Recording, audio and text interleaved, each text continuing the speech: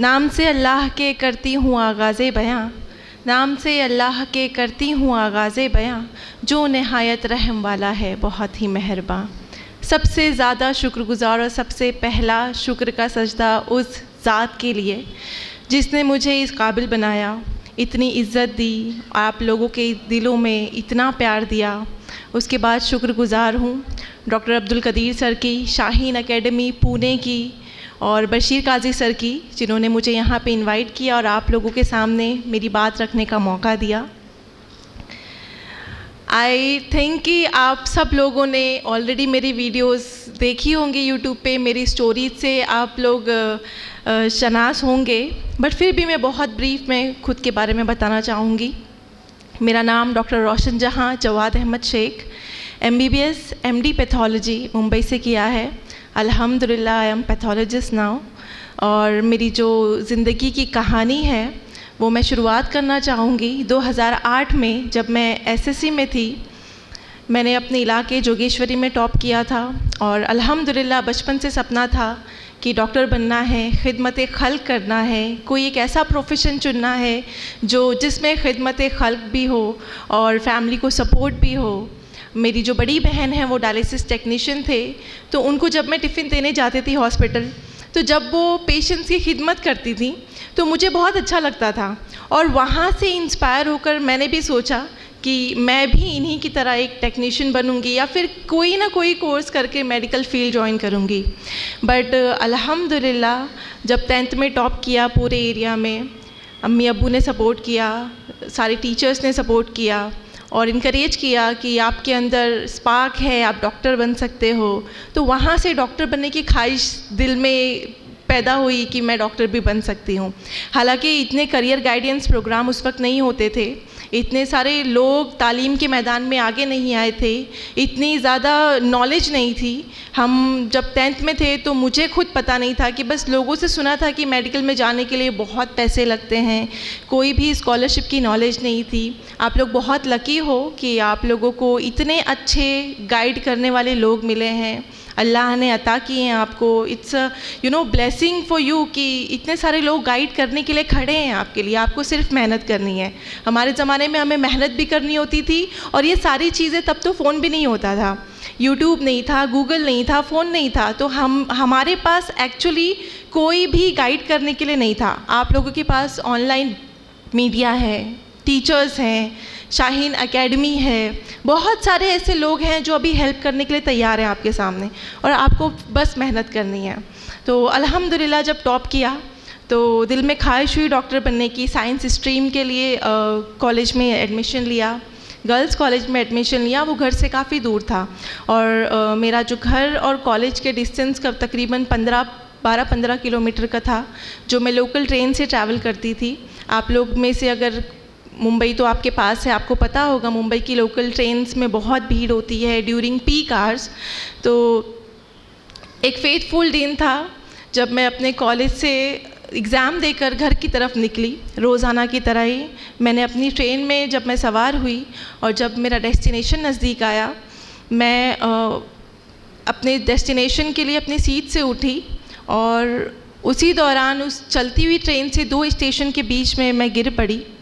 और जब वो ट्रेन से मैं गिरी उस वक्त मुझे होश नहीं था, लेकिन जब मैंने आंखें खोली अपनी तो मेरे सर के बहुत नज़दीक से वो ट्रेन के पहिए चल रहे थे और मुझे ऐसा लगा कि मैं शायद ख्वाब देख रही हूँ। बहुत रातों को जाकर पढ़ा है, इसलिए शायद मैं शायद ट्रेन में बैठकर सो गई हूँ और बहुत यकीन के साथ अल्लाह से दुआ मांगी कि अल्लाह ये जो भी डरावना ख्वाब है इसको ख़त्म कर दे। मैंने आयतल कुर्सी का वर्द किया और मैंने ये इतना यकीन था कि मैं जब दोबारा आंखें खोलूँगी तो मैं खुद को ट्रेन के डब्बों में पाऊँगी।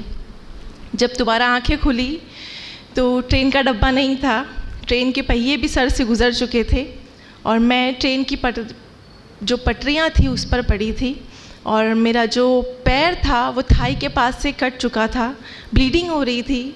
यकीन नहीं हो रहा था कि मैं पटरी पर अभी भी पड़ी हूँ। और जब आसपास नज़रें दौड़ाई तो कोई भी नहीं था, क्योंकि मैं 2 स्टेशन के बीच में गिरी थी। और जो ट्रेन में मैं सवार थी, वही ट्रेन मेरे दोनों पैरों को कुचलते हुए बहुत दूर जाकर रुकी थी। किसी ने चेन नहीं खींचा, कोई हेल्प नहीं आई।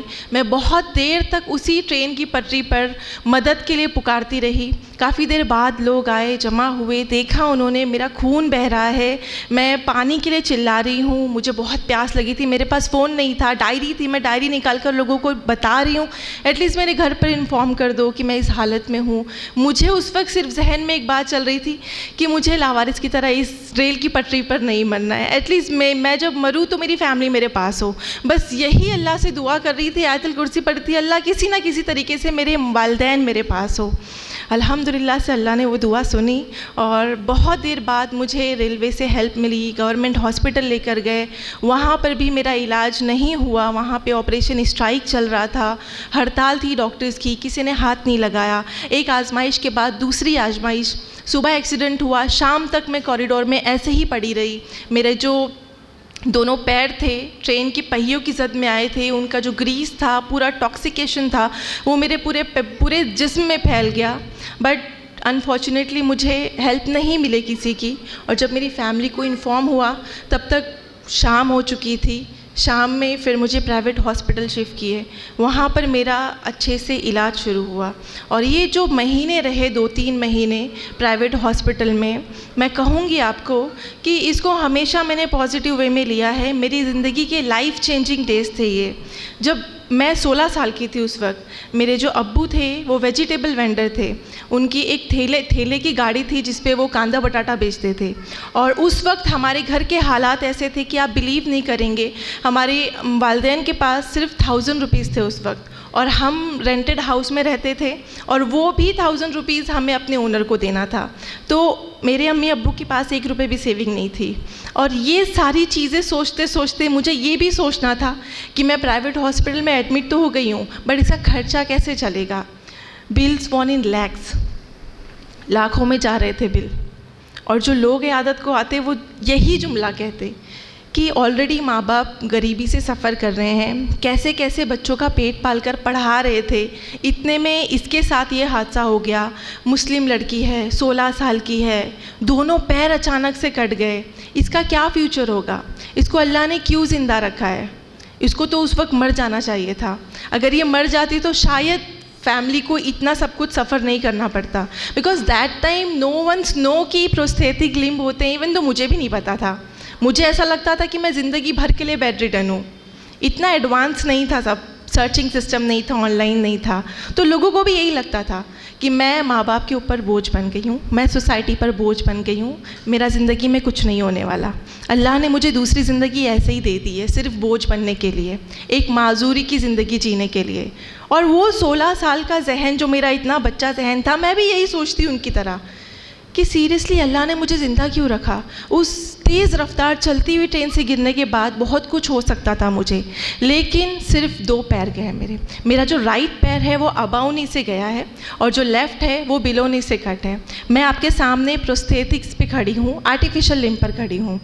और ये टेक्नोलॉजी के बारे में मुझे नहीं पता था।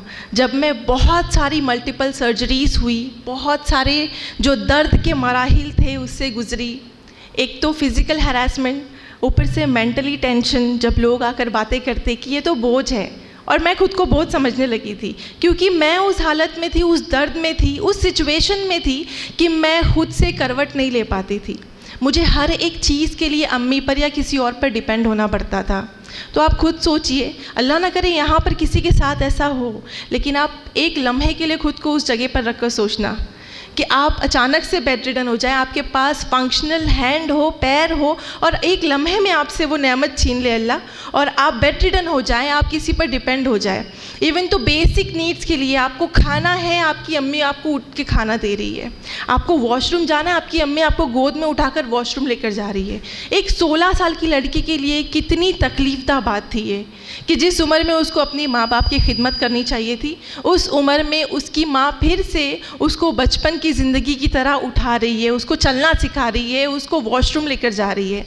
ये बात मेरे दिल को बहुत खलती, मुझे बहुत रोना आता और अल्लाह से बहुत शिकवे करती मैं कि अल्लाह तूने ये माजूरी वाली ज़िंदगी क्यों दी मुझे, अल्लाह तूने मुझे दूसरी ज़िंदगी क्यों दी, मुझसे 2 पैर क्यों छीन लिए तूने, मुझे ये माजूरी वाली ज़िंदगी नहीं जीनी, मुझे बोझ नहीं बनना, मुझे किसी और को तकलीफ़ नहीं देनी, मेरी छोटी छोटी ज़रूरियात के लिए मुझे किसी और को आवाज़ देना पड़ता। बहुत बहुत तकलीफ़दा दिन थे। उन तकलीफ़दा दिनों में एक रोशनी की उम्मीद आई, एक रोशनी की किरण आई, मेरी अम्मी के अल्फाज।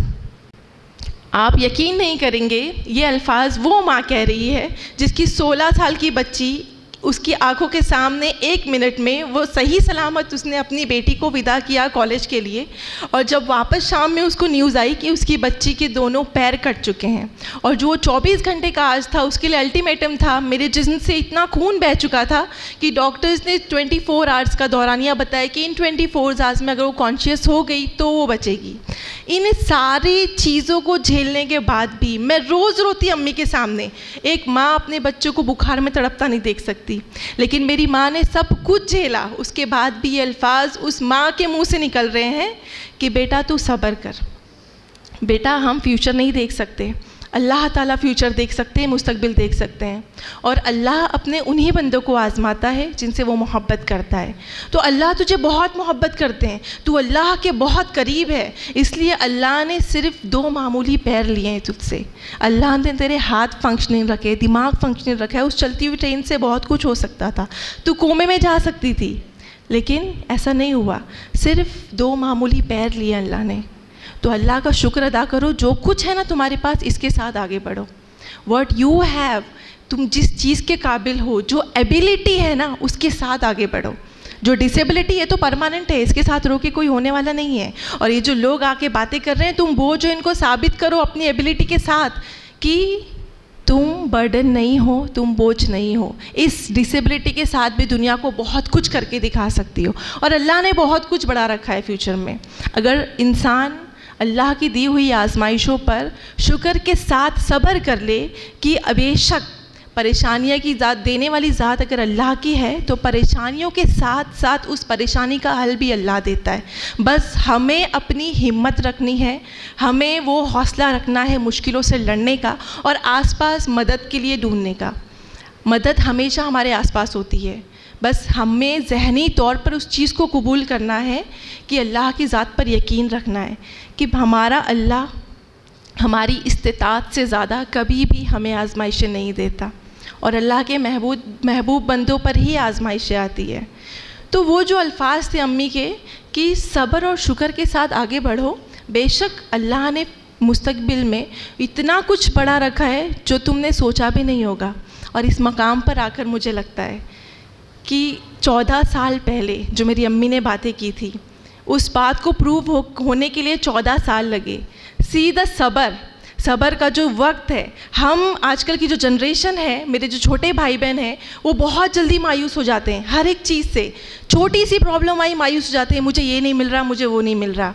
मैंने 14 साल मेहनत की अपने डिसेबिलिटी के बाद, उसके बाद ये मकाम पाया है, और अल्हम्दुलिल्लाह बहुत प्राउडली कह रही हूँ कि मैंने ख्वाब में भी नहीं सोचा था, मैंने कभी दुआ नहीं की थी कि अल्लाह मुझे इतना बड़ा मर्तबा दे, लेकिन अल्हम्दुलिल्लाह एक डॉक्टर की डिग्री के साथ साथ अल्हम्दुलिल्लाह मेरी एक जो भी मैं ये नहीं कह रही कि मैं अल्लाह की बहुत प्यारी बंदी हूँ, बहुत आला दर्जे पे हूँ, मैं बहुत ही अदना हूँ, मेरे अंदर कोई ख़ास बात नहीं है। बस ये है कि मेरी अम्मी अब्बू के साथ जो उन्होंने तालीम दी, मुझे अल्लाह पर यकीन रखने की ताकत समझाई और आजमाइशों पर सब्र करने की जो एक सीख दी, उसको लेकर मैं आगे बढ़ी, और अल्हम्दुलिल्लाह उसका नतीजा आपके सामने है।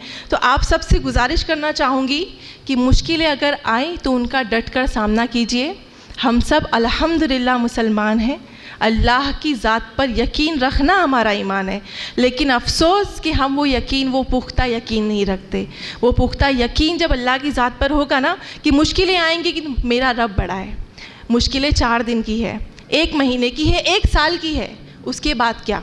उसके बाद सब्र का फल करामात में मिलता है, अल्लाह गैब से मदद करता है।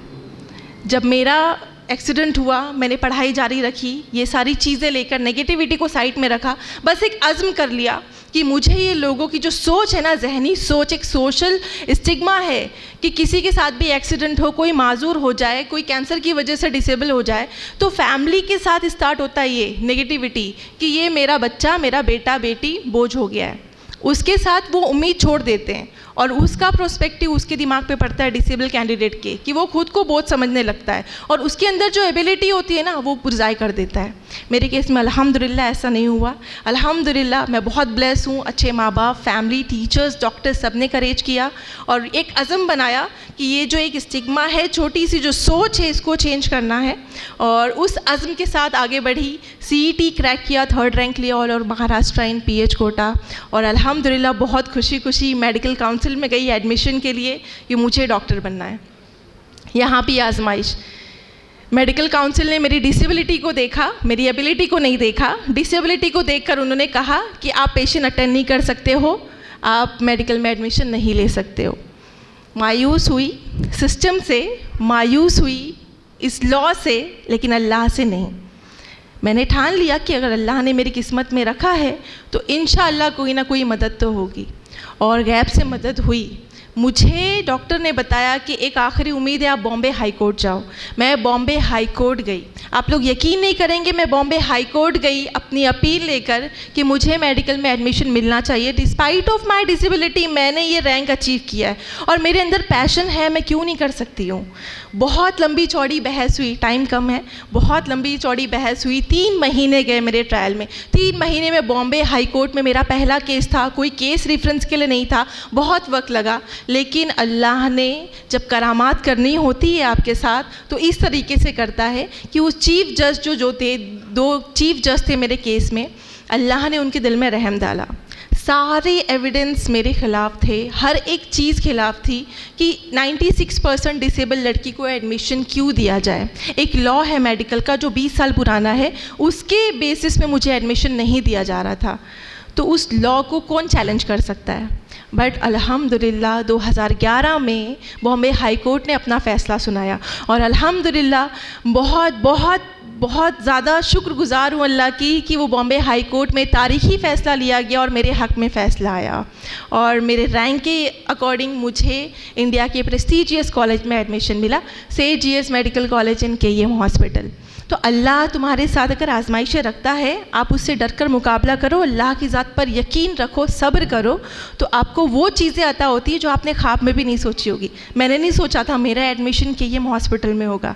अल्लाह ने आजमाइश दी, मैंने सब्र के साथ उसका मुकाबला किया, अल्लाह की ज़ात पर यकीन रखा और अल्लाह ने मुझे एज अ गिफ्ट वो कॉलेज दिया जो बहुत से लोगों का, करोड़ों स्टूडेंट का ख्वाब होता है। अल्हम्दुलिल्लाह 2011 में एडमिशन लिया, 5.5 साल MBBS की जर्नी रही।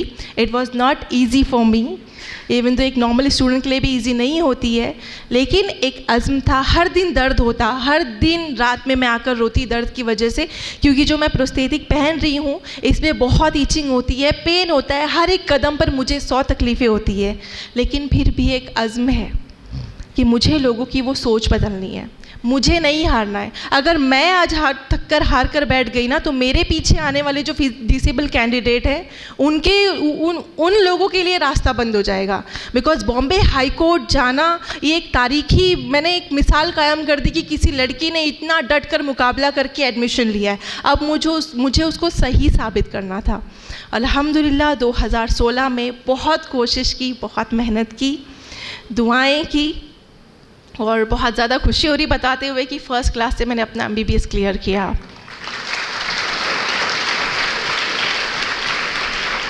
जिस दिन रिज़ल्ट आया बहुत खुश हुई, मुसल्ले पे थी मैं और मुझे तो यकीन ही नहीं हो रहा था कि मैंने कर दिया है, क्योंकि सारे लोग अगेंस्ट थे। एडमिशन लेने के बाद भी डॉक्टर्स कहते थे खुद कि तुम नहीं कर पाओगी, बहुत हेक्टिक है, सांसें कमतरी होगा, तुम क्लास में लेट पहुंचोगी, तुम्हारे बहुत सारे लेक्चर मिस हो जाएंगे, तुम खड़े नहीं रह पाओगी।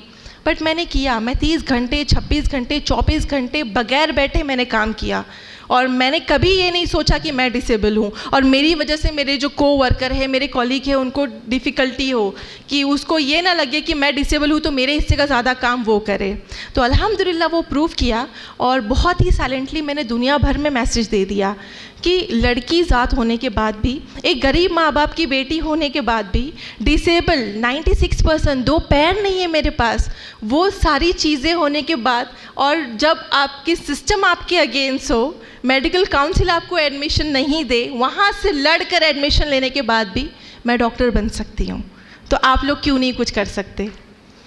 आप सब कुछ कर सकते हो। मैं इतनी सारे नावसाइद हालात से लड़कर जब ऊपर आ सकती हूँ, अल्लाह की ज़ात पर यकीन रखकर, सब्र रखकर, खुद की मेहनत करके, एक पैशन, एक गोल सेट करके, तो आप क्यों नहीं आगे आ सकते हो? मुझे नहीं लगता कि आप लोगों की लाइफ में मुझसे ज़्यादा परेशानियाँ होंगी, मुझे नहीं लगता। मैंने हर वो परेशानी झेली है, चाहे इन टर्म्स ऑफ फिज़िकल हो, मेंटल हो, फाइनेंशियल हो, हर एक चीज़। ऐसी कोई भी परेशानी नहीं है जो अल्लाह ने आजमाइश की शक्ल में मुझे नहीं दी हो। लेकिन अल्हम्दुलिल्लाह फैमिली थी, फैमिली का सपोर्ट था, अल्लाह की ज़ात पर यकीन था। मैं बार बार इसलिए कह रही हूँ क्योंकि एक्सीडेंट से पहले भी मुझे लगता था कि मैं अल्लाह की ज़ात पर यकीन रखती हूँ, लेकिन एक्सीडेंट के बाद जब दुनिया चेंज हुई, परसेप्शन चेंज हुआ, और जब ये करामात होने लगी मेरे साथ, तो अल्लाह की ज़ात पर यकीन रोज़ बरोज़ बढ़ता गया। मैंने कभी नहीं सोचा था कि बॉम्बे हाई कोर्ट से मेरे हक़ में फ़ैसला आएगा। मैं MBBS कर लूँगी फ़र्स्ट क्लास से। उसके बाद तय किया कि मेरी जर्नी यहाँ तक नहीं रहनी चाहिए, मुझे हाईएस्ट डिग्री अचीव करनी मेडिकल की। नीट PG एग्ज़ाम दिया। आप यकीन नहीं करेंगे, नीट PG में भी मैंने बहुत अच्छा स्कोर किया, 3rd रैंक लिया all over Maharashtra, despite of clearing MBBS with first class. Internship किया, 30 घंटे 24 घंटे, लोगों को प्रूव किया कि मैं डिसेबल हूँ बट फिर भी I am a good doctor, मैं सब कुछ कर सकती हूँ। उसके बाद भी मेडिकल काउंसिल ने मुझे MD में एडमिशन देने से इनकार कर दिया। ये बात 2018 की है। यहाँ भी मायूस नहीं हुई मैं, दिल को तकलीफ़ हुई कि मेरा स्टडी रिकॉर्ड्स नहीं देख रहे हैं लोग, मेरी मेहनत नहीं देख रहे हैं लोग, इतना सब न्यूज़ में आ गया ये नहीं देख रहे हैं वो लोग, बस देख रहे हैं क्या, मेरी डिसेबिलिटी। एक लॉ, मैंने बताया आपको 20 साल पुराना कानून है, बट इस टाइम मेरे पास वक्त नहीं था मैं बॉम्बे हाई कोर्ट जाऊँ और 3 महीने लगाऊँ। बट अल्लाह की करामात जब होती है, गैब से मदद आती है तो इस तरीके से आती है। मेंबर ऑफ पार्लियामेंट मेरा एप्लीकेशन लेकर central health minister of India के पास गए, मेरे इल्म में ये बात नहीं थी, और नेक्स्ट डे जब सेंट्रल हेल्थ मिनिस्टर का कॉल आता है मुझे कि बेटा तुम्हारा एप्लीकेशन मेरी डेस्क पर पड़ा है, we will look into it, तो मैं बहुत शॉक्ड होती हूँ। मुझे यकीन नहीं आता कि मैंने तो कोई एप्लीकेशन भेजी ही नहीं ऐसी। बाद में मुझे पता चलता है कि मेंबर ऑफ पार्लियामेंट ने वो एप्लीकेशन वहाँ पर भिजवाई है, और नेक्स्ट डे जो लास्ट डे था फॉर्म सबमिशन का, and due to that law मेरा फॉर्म एक्सेप्ट नहीं हो रहा था, वो 1 साल मेरा पूरा वेस्ट होता। अल्लाह ने करामात की, लास्ट घंटे में मुझे फ़ोन आया कि बेटा लैपटॉप ओपन करो। मैंने लैपटॉप ओपन किया और आप लोग यकीन नहीं करेंगे कि मेरे साथ मिरेकल हुआ। वो जो लॉ था जिस वजह से मेरा फॉर्म एक्सेप्ट नहीं हो रहा था, वो गायब हो गया था। और 20 साल पुराना कानून मेरे एक कागज़ की एप्लीकेशन पर, मैं हमेशा यही कहती हूँ कि मेरे कागज़, बिकॉज मैं पर्सनली नहीं गई थी उनसे मिलने, मैंने कोई फरियाद नहीं की, लेकिन अल्लाह ने गैब से मदद करनी होती तो इस तरीके से करता है वो आपके साथ। उस पर यकीन की ताकत को जब दिखाना चाहे तो वो इस तरीके से करता है कि मेरे कागज़ की एप्लीकेशन से 20 साल पुराना कानून 2 दिन में चेंज हुआ, और ये इंडियन कॉन्स्टिट्यूशन में एक हिस्टोरिक डिसीजन लिया। खुद central health minister of India ने अपनी ट्विटर ब्लॉग में ये बात एक्सेप्ट की कि ये एक हिस्टोरिक डिसीजन लिया गया था। अल्हम्दुलिल्लाह जब ये लॉ चेंज हुआ तो ना सिर्फ मुझे बल्कि मेरे पीछे आने वाले करोड़ों स्टूडेंट को इसका फ़ायदा हुआ।